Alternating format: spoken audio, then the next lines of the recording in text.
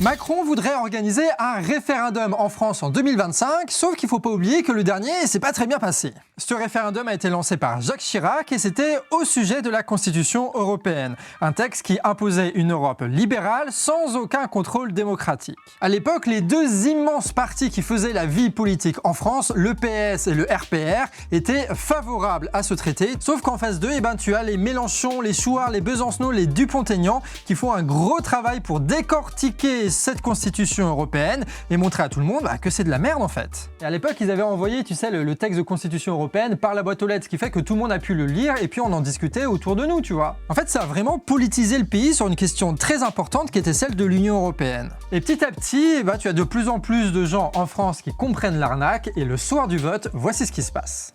Les Français rejettent la Constitution européenne. Le non l'emporte largement, 55% contre 45% pour le oui. Alors que tu avais l'immense partie des médias et des partis politiques français qui étaient favorables à la Constitution européenne, nous, on l'a rejetée. Un grand moment de lutte contre la propagande et contre la construction européenne. Sauf que 3 ans plus tard, ce texte de la Constitution européenne sera finalement validé au Parlement grâce à l'alliance de Hollande et de Sarkozy. C'est ce qu'on appelle aujourd'hui le traité de Lisbonne. Une immense trahison qui nous rappelle que si Macron organise un référendum en 2025, ce sera pas pour nous donner la parole, ce sera bien pour gagner du temps et faire ses petits jeux de politicard.